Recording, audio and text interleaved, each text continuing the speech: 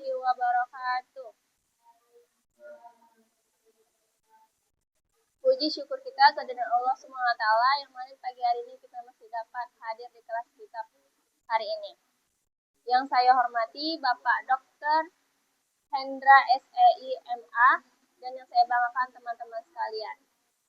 Di sini kami dari kelompok 8 ingin mempresentasikan hasil diskusi kami tentang manajemen investasi pada obligasi syariah atau suku. Izinkan saya memperkenalkan diri, saya Novita Ekasari sebagai moderator dan pemateri pertama, dan ada Tiara Ulandari sebagai pemateri kedua, dan ada Widya Astuti sebagai pemateri ketiga. Langsung saja saya mulai dengan materi saya. Yang pertama itu ada pengertian suku. Suku dalam istilah ekonomi berarti legal instrument, debt atau check. Secara etimologi, suku berasal dari bahasa Arab. Suku merupakan jamak dari sak, yaitu nama dari sebuah sertifikat finansial yang serupa dengan obligasi syariah. Kata tersebut dapat ditelusuri dengan berbagai literatur Islam kontemporer, di mana klasik serta menurut sejarah secara umum biasanya juga sering digunakan untuk perdagangan internasional di wilayah Muslim pada abad pertengahan. Sehingga istilah tersebut digunakan oleh para pedagang pada masa itu sebagai dokumen-dokumen yang memang menunjukkan kewajiban finansial yang timbul dari usaha, perdagangan, dan aktivitas komersial lainnya.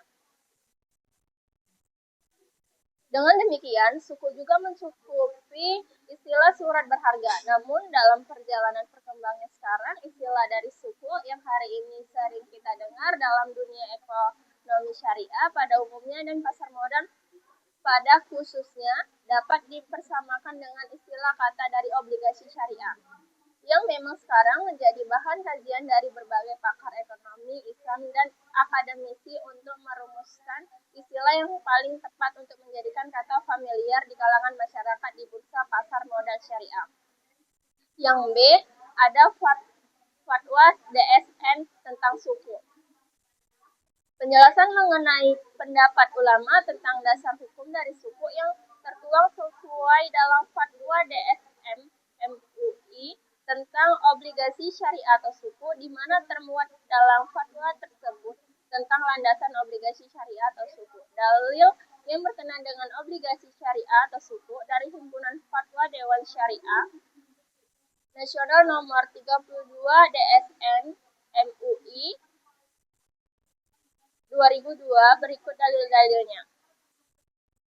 Di firman Allah Subhanahu wa taala Quran surat Al-Baqarah, di situ orang-orang yang makan atau mengambil riba tidak dapat berdiri melainkan seperti berdirinya orang yang kemasukan yaitan lantaran atau tekanan penyakit gila. Badan mereka yang demikian itu adalah disebabkan mereka berkata atau pendapat. Nah, yang kedua itu ada tentang hadis.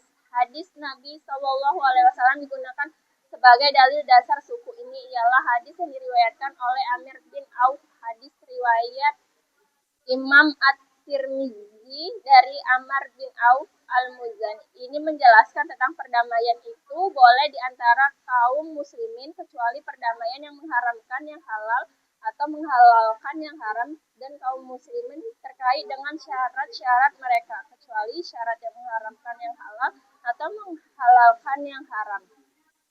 Yang ketiga itu ada kaidah fikih.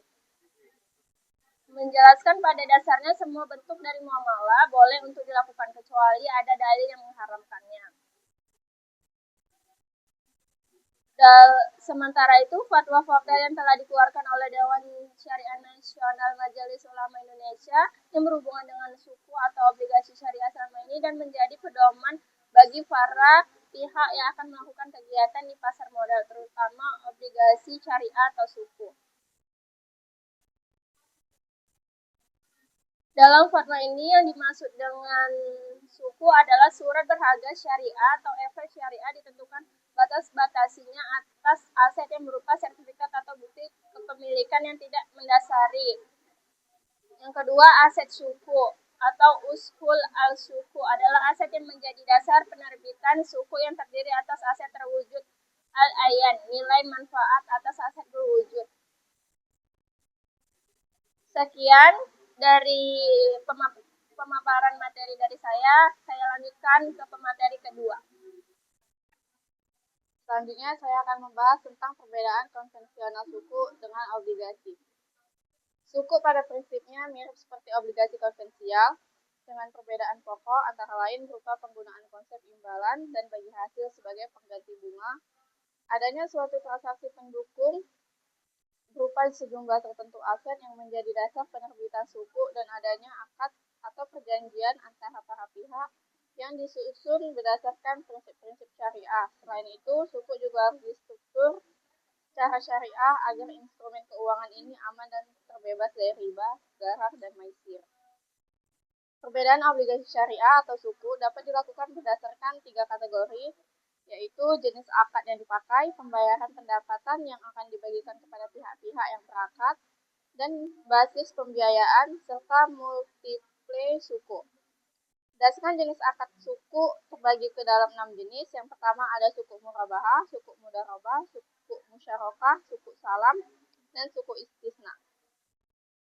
Jenis-jenis suku tersebut diterbitkan dengan berdasarkan akad yang digunakan dan menjadi dasar dalam memberikan jenis-jenis obligasi syariah atau suku.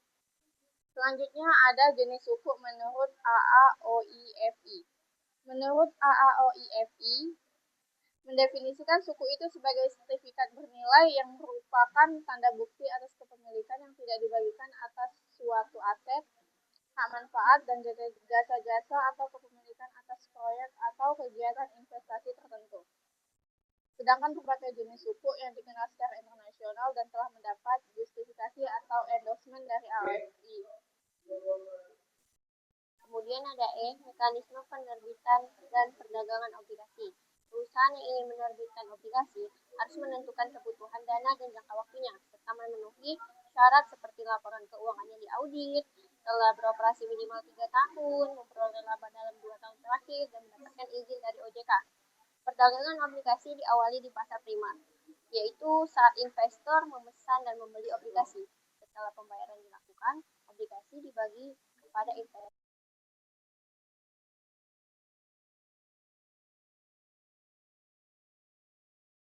Di pasar sekunder atau OTC secara elektronik, investor dan penggunaan aset pokok obligasi. Penyelesaian transaksi menggunakan prinsip DFP, yaitu obligasi berpindah kepemilikan setelah pembayaran dilakukan dengan melibatkan KSEI.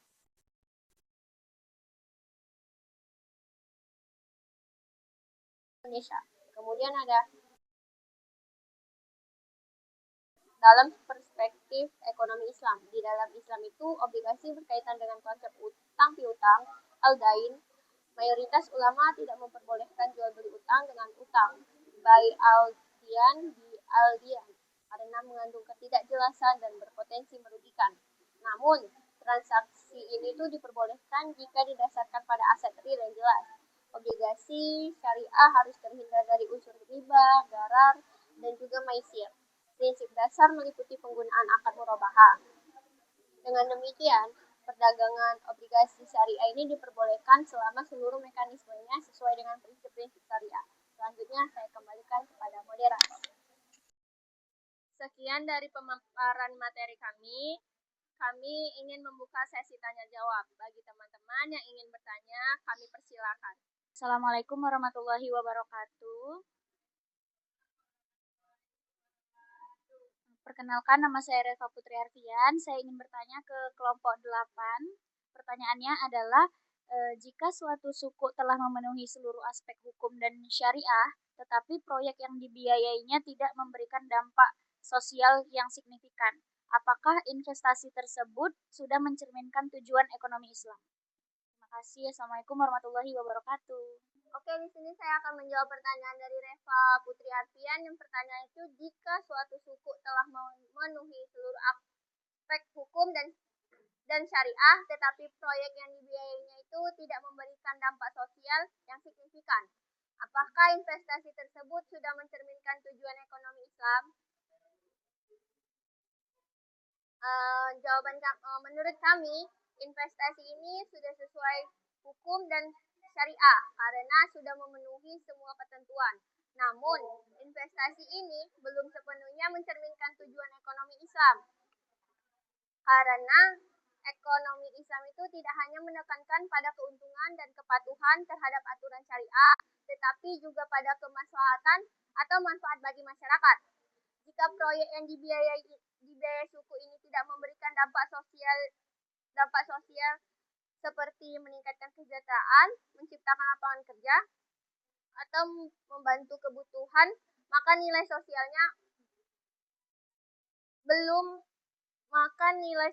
itu belum menjadi tujuan di ekonomi Islam.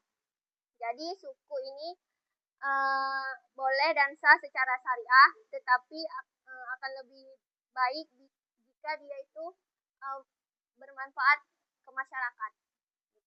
Assalamualaikum warahmatullahi wabarakatuh. Saya Zaswani Taira Isma ingin bertanya kepada kelompok 8.